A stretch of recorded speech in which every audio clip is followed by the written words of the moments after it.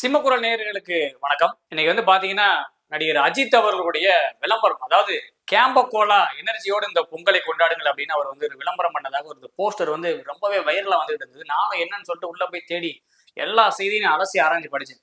என்னது, நடிகர் அஜித்குமார் விளம்பரத்துல அதுவும் கேம்ப கோலா அப்படின்னு ஒரு கூல் ட்ரிங்க்ஸா? என்னங்க சொல்றீங்க? தன்னோட படத்துக்கு ப்ரொமோஷனுக்கு இதுக்கு போக மாட்டாரு, எந்த நிகழ்ச்சிக்கும் போக மாட்டாரு, எந்த ஒரு விழாவிலையும் அவர் நீங்க பார்க்கவே முடியாது, அவர் விளம்பரத்தில் நடிச்சிருக்காரு அப்படின்னு ஃபர்ஸ்ட் நான் நம்பவே இல்லை. ஏன்னா அது நம்ப தகுந்ததாவே இல்லை. ஏன்னா வேற யாரும் இப்ப கூட்டி விளம்பரத்தில் நடிக்கிறாங்க, ஒரு நகை விளம்பரத்துல நகையை அடகு வைங்க அப்படின்னு சொல்ற விளம்பரத்தில் நடிக்கிறாங்கன்னா கூட ஓகே, நம்ம பார்த்துருப்போம். நடிகர் அஜித்குமார் அவர்கள் ஒரு வித்தியாசமான ஆளு, சினிமாவிலே மிக மிக வித்தியாசமான ஆளு. எந்த நிகழ்ச்சிக்கும் போக மாட்டாரு. சினிமா துறை சம்பந்தப்பட்ட நிகழ்ச்சியா இருந்தாலும் சரி, அது போல துக்க நிகழ்ச்சியில இருந்தாலும் சரி, எதுலையுமே கலந்துக்க மாட்டாரு. நல்லது கெட்டது இப்படி எதுலையும் கலந்துக்க மாட்டாரு.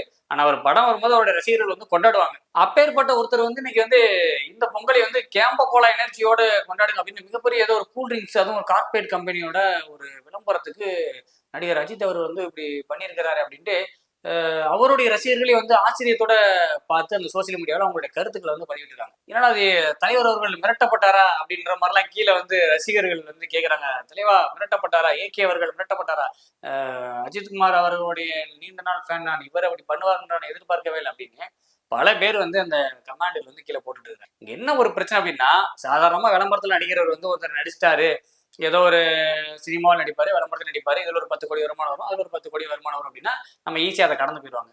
இந்த செயலை செய்யவே மாட்டாரு, இது வரைக்கும் செஞ்சதே இல்லை. ஏதோ ஒரு தடவை 2 தடவை செஞ்சிருக்கிறாரு. ரெண்டாவது நான் வாங்கி பயன்படுத்தாத பொருள், நான் சாப்பிடாத பொருளை பத்தி நான் அது நல்லா இருக்கும் நான் என் கையில வச்சுட்டு நான் அதை நடிக்க மாட்டேன்னு சொல்லக்கூடிய ஒரு ஆளு இன்னைக்கு கேம்ப கோலா எனர்ஜி அப்படின்னு இன்னைக்கு ஒரு கூல் ட்ரிங்க்ஸை வச்சுக்கிட்டு எனர்ஜியோட கொண்டாடுங்க, இப்போ இதைத்தான் அஜித் அவர் குடிக்கிறாரு அப்படின்னு பாக்குற அளவுக்கு விளம்பரத்துல நடிச்சிருக்காருன்னா அதுக்கு என்ன கட்டாயம் ஏற்பட்டுச்சு?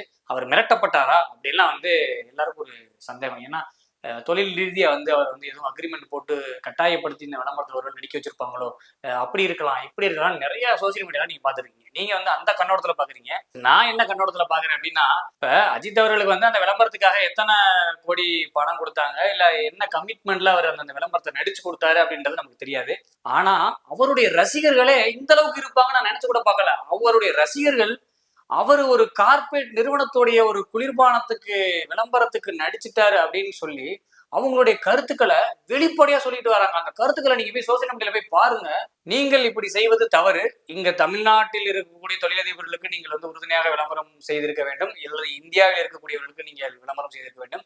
ரிலையன்ஸ் என்ற ஒரு நிறுவனத்திற்கு அதற்கு கீழே இருக்கக்கூடிய அவர்கள் நடத்தக்கூடிய ஒரு நிறுவனத்திற்கு நீங்கள் இதை செய்து கொடுக்க வேண்டிய அவசியம் என்ன அப்படின்னு பல பேர் கமாண்டுகளை அஜித் ரசிகர்களே சொல்றாங்க. இது ஃபேக்கா யாரோ ஒருத்தர் இதுல இருந்த டிவிகே பாய்ஸ் யாரோ மெசேஜ் பண்றாங்க, இதெல்லாம் அஜித் ரசிகரா இருக்க மாட்டாங்க அப்படின்னு சந்தேகத்துல நானும் போய் உள்ள போய் பார்த்தேன்.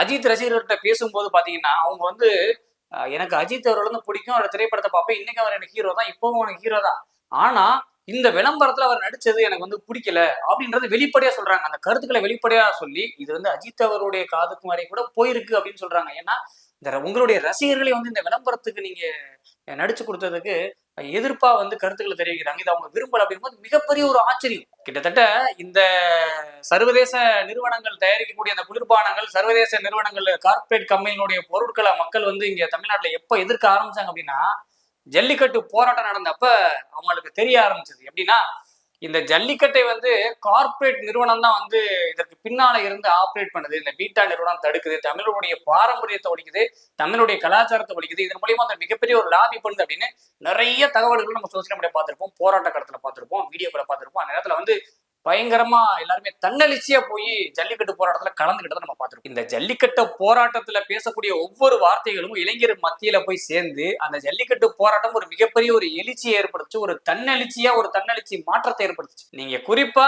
ஜல்லிக்கட்டு போராட்டத்துக்கு முன்னாடி வரைக்கும் எங்கேயாவது போய் நீங்க டீ கடையில போய் நாட்டு சக்கரை டீ இருக்கா அப்படின்ற வார்த்தையை நீங்க கேள்விப்பட்டிருக்க முடியாது. ஆனா அந்த ஜல்லிக்கட்டு போராட்டத்துக்கு பிறகு நீங்க பாத்தீங்கன்னா எங்க போனாலும் இந்த நாட்டு சக்கரை டீ அப்படின்றத நீங்க பார்க்கலாம். ஏன்னா இந்த ஜல்லிக்கட்டு போராட்டத்தின் மூலியமா மக்கள் இங்க தமிழ்நாட்டுல குறிப்பா இருக்கக்கூடிய மக்கள் ஒரு பாடத்தை கத்துக்கிட்டாங்க. எப்படின்னா, இன்னைக்கு சர்வதேச கம்பெனிகள், சர்வதேச நிறுவனங்கள் பெரிய பெரிய நிறுவனங்கள் இன்னைக்கு நம்மளை அடக்குமுறை பண்ணுது, அவங்களுடைய ப்ராடக்ட் இங்க விற்கிறதுக்காக இங்க இருக்கக்கூடிய சிறு குறு தொழிலாளர்களை முடக்குறாங்க, அவங்க நஷ்டமடைய வைக்கிறாங்க. அவங்களுடைய உயர்ந்த, அதாவது 100 கோடி 200 கோடி அப்படி முதலீடு செய்யக்கூடிய மிகப்பெரிய தொழிலதிபர்களை வச்சு இவங்களோட தொழில் ஒப்பந்தம் பண்ண வச்சு கடைசியில அவங்களே வந்து நிறுவனத்தையே வாங்கி அவங்களை அடிமையா எடுத்து அவங்களுடைய பிராண்டையே ஒண்ணும் இல்லாம அழிச்சு, குறிப்பா தமிழ்நாட்டில எல்லாம் பாத்தீங்கன்னா காளிமார்க் நிறுவனத்துல வந்து பவண்டா காளிமார்க் சோடா காளிமார்க், நான் சின்ன வயசுல இருக்கும்போது காளிமார்க் சோடா இருக்கா, காளிமார்க் இதுல இந்த காளிமார்க் வந்து மிகப்பெரிய, அது வந்து ஒரு தமிழ்நாட்டை சேர்ந்த ஒரு கம்பெனி அப்படின்னு சொல்றாங்க. அது வந்து எந்த அளவுக்கு அவங்க பிசினஸ்ல சக்சஸ்ஃபுல்லா இருக்காங்க அப்படின்றது வந்து நம்ம அதுக்குள்ள போக வேண்டாம். ஆனா இன்னைக்கு அது போன்ற கம்பெனிகளை வரவிடாம வந்து தடுத்து வச்சிருக்கிறது இந்த சர்வதேச அளவில் இயங்கக்கூடிய இந்த கார்பரேட் நிறுவனங்கள் தான் அப்படிங்கிறத இந்த ஜல்லிக்கட்டு போராட்டத்துக்கு பிறகு வந்து மக்கள் வந்து ரொம்ப உணர்ந்து தமிழ்நாட்டில் தயாரிக்கக்கூடிய தமிழ்நாட்டு பானங்களுக்கும் தமிழ்நாட்டுடைய தின்பண்டங்களுக்கும் வந்து நிறைய முக்கியத்துவம் கொடுக்க ஆரம்பிச்சாங்க. குறிப்பா விவசாயிகளுக்கும் மாடுகளுக்கும் ஜல்லிக்கட்டு போராட்டத்துக்கு பிறகு வந்து முக்கியத்துவம் கொடுக்க ஆரம்பிச்சாங்க. நீங்க இளைஞர்கள் இன்னைக்கு ஒவ்வொரு கடைக்கு போங்க, இன்னைக்கு வெளி மாநிலத்துல இருந்து வந்திருக்கக்கூடிய நபர்கள் கூட இங்க டீ கடை வச்சிருக்கக்கூடியவங்க நாட்டு சர்க்கரை இருக்கு, சாதா சர்க்கரை இருக்கு. அப்ப அந்த நாட்டு சர்க்கரை அனைத்து கடைகளிலும் வச்சிருக்கணும் அப்படிங்கிற ஒரு அவசியத்தை ஏற்படுத்தினதே இங்க இருக்கக்கூடிய மக்களுடைய போராட்டம், தன்னெழுச்சியான ஒரு சூடு சுரணை அப்படின்னு கூட நம்ம சொல்லலாம். ஏன்னா அந்த போராட்டத்துக்கு பிறகு நம்ம யாரு, நம்மளுடைய தயார் பண்ண பொருட்கள் எந்த அளவுக்கு போகுது, நம்மளை எப்படியெல்லாம் தொழிலாளர் ரீதிகளா நம்மளுடைய சிறு குறு தொழிலாளர்களை தொழில் முதலாளிகளை எப்படிலாம் நம்மளை அடக்குமுறை பண்றாங்க, அவங்களுடைய தொழிலை எப்படிலாம் அழிக்கிறாங்க அப்படின்னு நம்ம வந்து உணர்ந்த தருணம் அந்த ஜல்லிக்கட்டு போராட்டம் அப்படின்னு கூட நம்ம சொல்லலாம். இந்த கிட்டத்தட்ட அந்த கார்பரேட் நிறுவனங்கள்லாம் என்ன பண்ணுவாங்க அப்படின்னா, இங்க இருக்கக்கூடிய ஒரு கம்பெனி ப்ராடக்ட்டை வந்து அழிக்கிறதுக்கு இது போல ஒரு முன்னணி நட்சத்திரம், இது போல இப்ப இன்னைக்கு அஜித்குமார் அவர்கள் தான் வந்து நடிக்கிறாரு அப்படின்னா கிடையாது. எங்க விளம்பரத்தில் நடிச்சதெல்லாம் ஒரு குத்தம் அப்படின்னா விளம்பரத்தில் நடிச்சது குத்தம் கிடையாது. நடக்காத ஒண்ணுங்க நடந்ததா எல்லாருக்குமே ஒரு ஆச்சரியம். இது போல வெளி மாநிலத்துல நிறைய ஆக்டர்ஸ் வந்து நிறைய இந்த மாதிரி கார்பரேட் தயாரிக்கக்கூடிய குளிர்பானங்கள் தின்பண்டங்களுக்கு வந்து நிறைய வந்து நடிக்கிறாங்க. அது அவங்களுடைய தொழில், அது அவங்களுடைய விருப்பம்.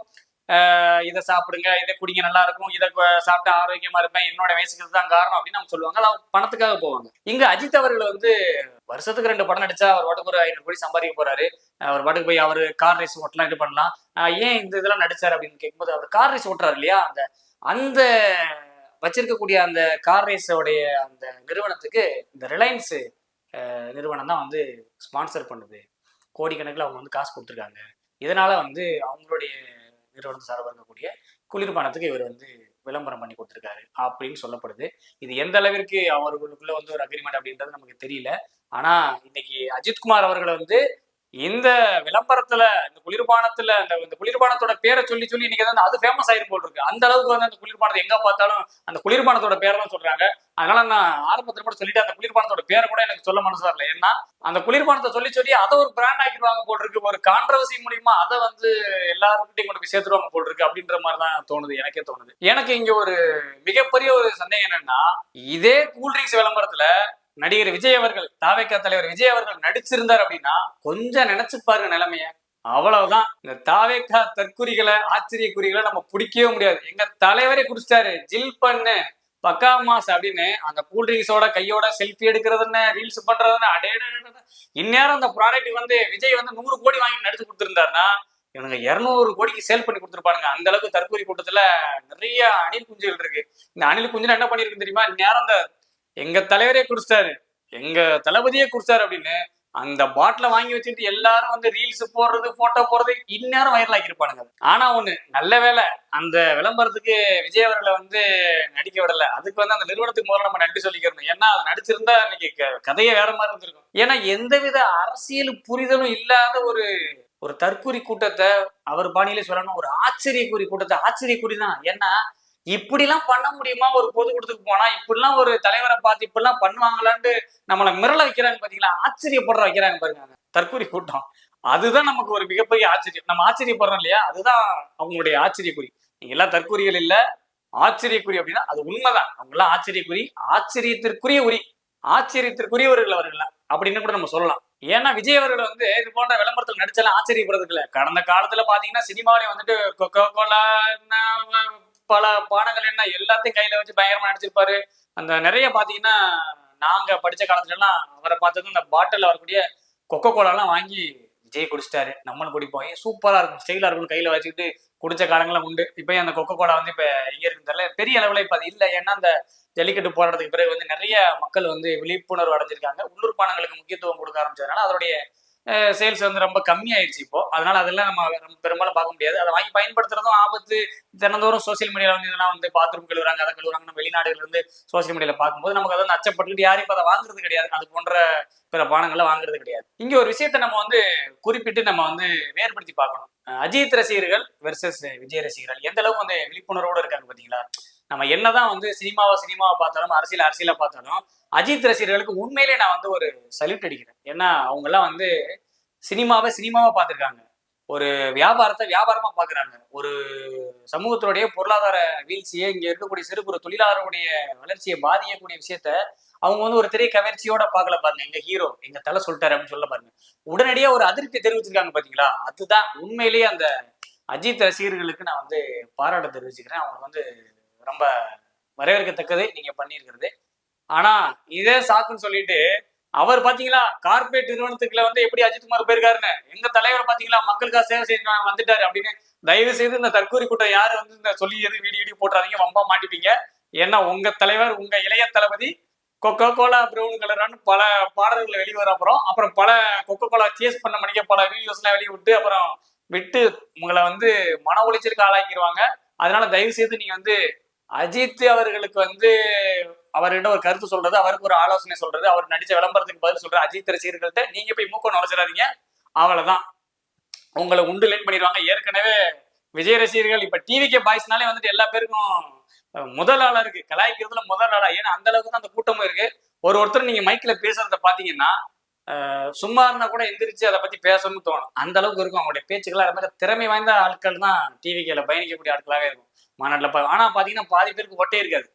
ஒட்டை இல்லாத தற்கூரி அணில் குஞ்சுகள் தான் இன்னைக்கு வந்து டிவிகேல பயணிச்சுட்டு இருக்கு. அது ஒரு பக்கம். ஆனா இந்த கூட்டத்தை வச்சுக்கிட்டும் விஜய் அவர்கள் வந்து ஒரு தன்னம்பிக்கையோட வந்து டிவிகே நடத்தி கொண்டு போறாருன்னா அவருக்கு வந்து ஒரு மிகப்பெரிய ஒரு திறமை இருக்கு. நிச்சயமா இந்த 2026க்கு பிறகு திடீர்னு உங்க தலைவர் அவர்களே வந்து இது போன்ற விளம்பரங்கள் நடிக்க வந்தாலும் சினிமாவுக்கு வந்தாலும் ஆச்சரியப்படுறதுக்கு இல்லை. ஏன்னா நீங்க பாட்டுக்கு திடீர்னு அஜித் ரசிகர்களை சொல்லி அஜித் அவர்களை விமர்சிச்சுட்டு திடீர்னு உங்க தலைவர் 2026 தேர்தலில் ஜூட்டு விட்டோன்னு திரும்பவும் விளம்பரத்துக்கும் படத்துக்கு வந்துட்டாருன்னா பாவம் எல்லாரும் வீட்டை விட்டு வெளியேற முடியாத ஒரு சூழ்நிலையில வெக்கப்பட்டு தலைகுனிஞ்சு இருக்க வேண்டிய ஒரு சூழ்நிலை விஜய் ரசிகர்களுக்கு வந்துடும். அதனால ரொம்ப தாழ்மையோட கேட்டுக்கிறேன், விஜய் ரசிகர்கள் வந்து இதற்கு ஆதரவு தெரிவிக்கின்ற பேர்ல ஏதாவது வாய்ப்படுத்தி மாட்டிக்காதீங்க, அல்லது எதிர்ப்பு தெரிவிக்கின்ற பேர்ல வாய்ப்படுத்தி மாட்டிக்காதீங்க. உங்களை வீம்சு போட்டு கலாய்த்து விடுவார்கள்.